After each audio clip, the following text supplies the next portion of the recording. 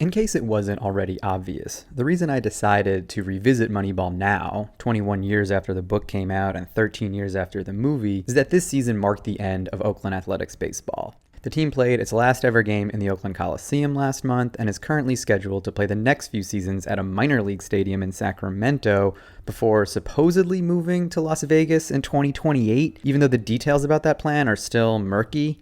The whole situation is a shit show, a total embarrassment for Major League Baseball, who are becoming the latest pro sports league to abandon Oakland, California, despite having a team with a long and successful history in that city. And it's obviously unfair to attribute this mess to Moneyball. After all, the whole team is different now. They have a different owner, a different manager, a different general manager. Billy Beane isn't in the front office at all anymore. All the players are long gone. So what does Moneyball have to do with this current baseball tragedy? Well, besides both affecting the same team, they are both examples of what happens when we let the game be run for the benefit of the owners, and it is my contention that you can in fact draw a direct line from Moneyball to the A's current morass. But it is a long line, and the story goes back to the Athletics' arrival in Oakland back in 1968.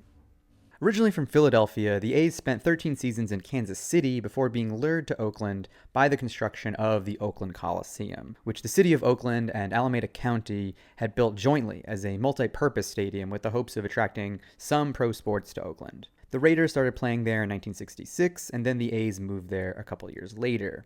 The Athletics really had three different periods of sustained success in Oakland under three different owners, and it showcases how ownership in general has changed in Major League Baseball and how those changes impacted the game on the field.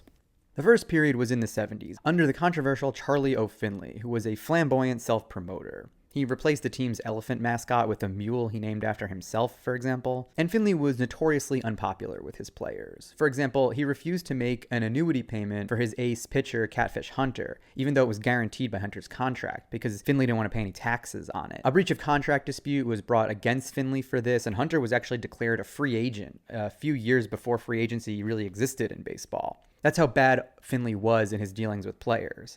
But because free agency didn't exist for most of his tenure as an owner, and he was considered a very good scout of talent, Finley was able to assemble a dynasty that would win 3 straight World Series in the 1970s. It was actually the last baseball team to three-peat until the Yankees in the late 90s. And in addition to the success, the team had character. It was the kind of character that helped to forge a team with its new city. They started wearing bright green and gold jerseys, and players like Catfish Hunter and Raleigh Fingers grew elaborate facial hair at a time when other teams banned the look. They seemed to reflect the vibe of Northern California, and it probably didn't hurt that the A's were one of the first baseball dynasties with multiple black stars, guys like Reggie Jackson and Vita Blue and Bill North. And this was at a time when Oakland's black population was rapidly increasing, reaching almost half the city by 1980. But Finley wouldn't keep the team together because he didn't want to pay the players what they were worth. How many more championships could the A's have won? We were on the verge of something real special. The Oakland A's are the world champions of baseball. The sad part about it is that the nucleus of our ball team, who knows, we might have won that 4th, might have won the 5th in a row. Who knows? What a way to wind the game up with a flurry. That's what's so frustrating about it. We never were given an opportunity to see if we could accomplish that. If we just stayed together with the same exact team, I think we could have won 2 or 3 more world championships. But, Charlie wasn't going to let that happen. Once free agency came to baseball and the players started to gain a little power, Finley decided to sell the A's, potentially to buyers in Denver. But the city of Oakland actually blocked the move by refusing to let the team out of their lease on the Coliseum. There's a little bit of foreshadowing here, and this actually illustrates why publicly owned stadiums can be good for fans, in spite of the new consensus that billionaires should pay for stadiums themselves. But we're going to get to that more in the next video. Anyway, instead of moving to Denver, the A's were bought by Walter Haas Jr., the head of the Levi Strauss Company, and Haas's reign over the team was really the best a sports team can hope for from an owner: benign indifference. In Moneyball, Michael Lewis refers to Haas as, quote, a philanthropist, and repeats the myth that the A's lost money under his ownership, as if Haas were doing it out of the goodness of his heart. Of course, the whole losing money thing is something owners always say. It's really just an accounting trick, and they rarely offer real evidence that it's true. Plus, it doesn't take into account the fact that Haas bought the team for less than $13 million, and then his estate sold it 15 years later for $85 million, which is a pretty impressive return on investment. Plus, that $85 million sum was generally considered a low price because the Haas family wanted a pledge from the new owners that they would keep the team in Oakland. And that does show that the family seemed to view ownership as a matter of civic duty.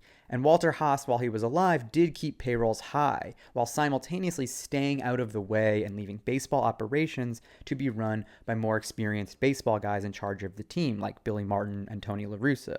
They helped develop superstars like Ricky Henderson, Jose Canseco, Mark McGwire, Dave Stewart, and the team made 3 straight World Series once again from 1988 to 1990, although they only won it once.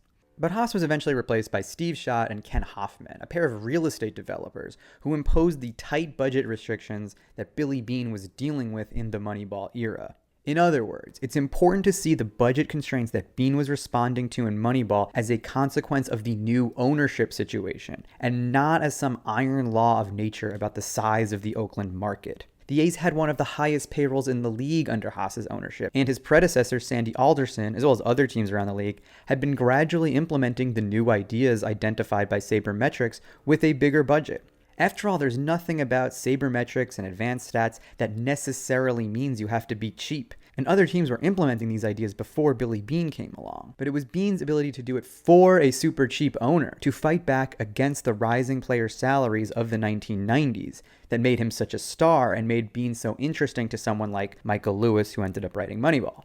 Now, as I've talked about in previous videos, the real key to Oakland's success in the Moneyball era was not sabermetric. It was having a core group of young stars under team control. Guys like Barry Zito, Tim Hudson, Mark Mulder, Miguel Tejada, Eric Chavez, and Jason Giambi. All of them were stars by any statistics, and they were the ones who powered this third period of success for Oakland baseball. But in part because of the new owner's refusal to allow Beane to build around the edges of that great core, it was also the least successful period of success for the Oakland A's. From 2000 to 2003, the Athletics averaged 99 wins per season and won the division 3 times in 4 years. Could have won it all 4 years if not for that historic 2001 Mariners season, which left Oakland in second place despite winning 102 games that year. And yet, despite all that regular season success, the A's never made it out of the division series. As Beane himself famously put it in the book, quote, "My shit doesn't work in the playoffs. What happens there is fucking luck."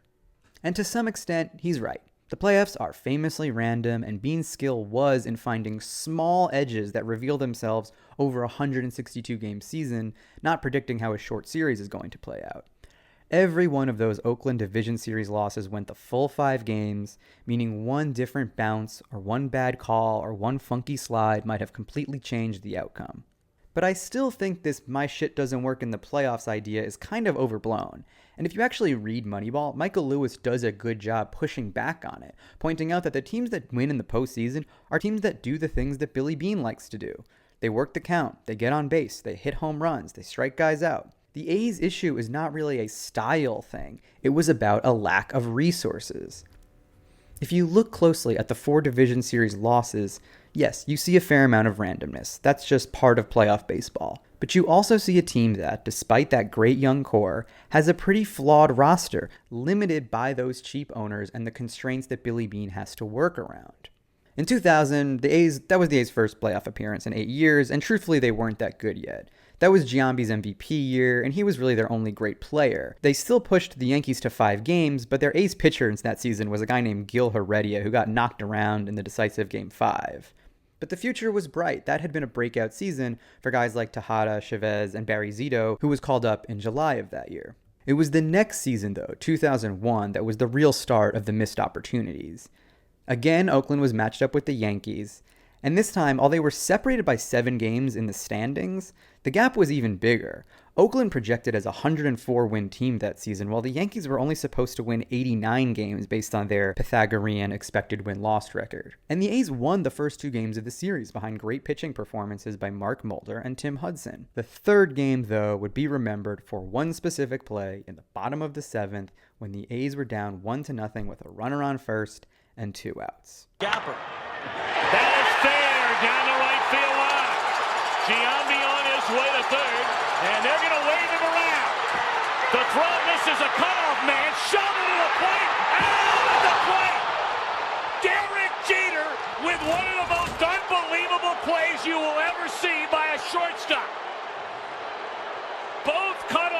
were missed.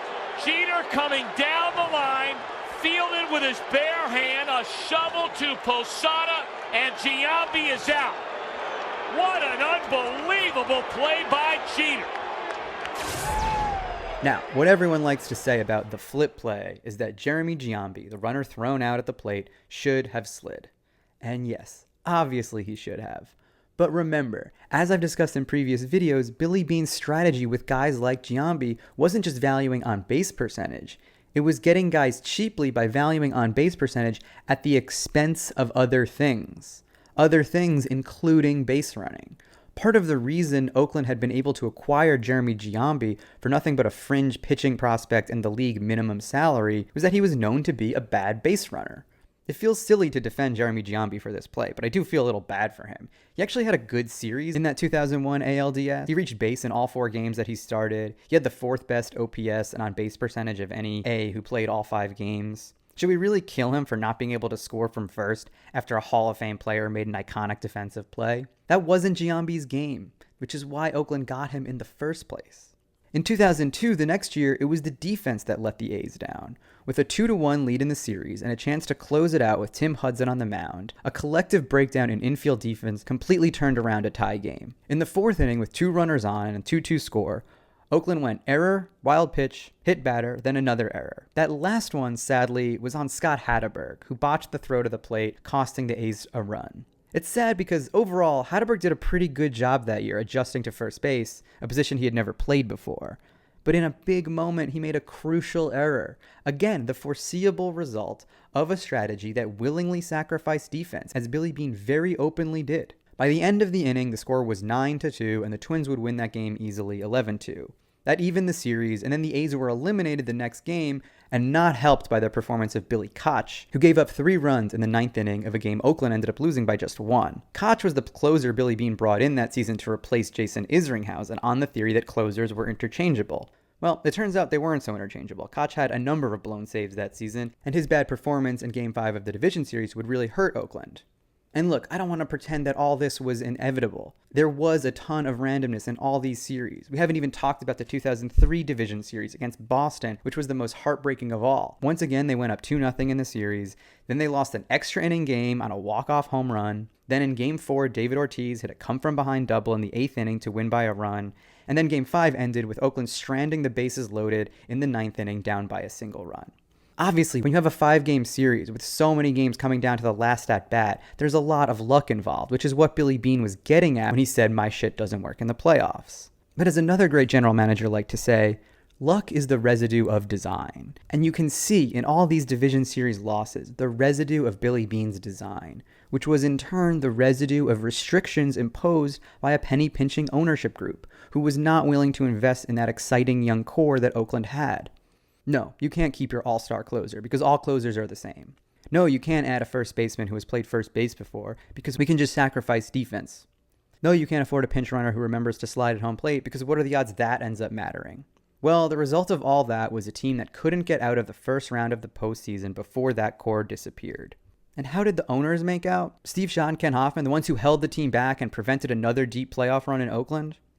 Well, in 2005, they sold the team for about $180 million, more than twice what they paid for it 10 years earlier. The managing partner of the new ownership group that bought the team was another real estate developer, a guy by the name of Louis Wolff, but most of the money for that purchase was put up by someone else, the real villain of our story, a guy by the name of John Fisher, who we will learn more about in the next video.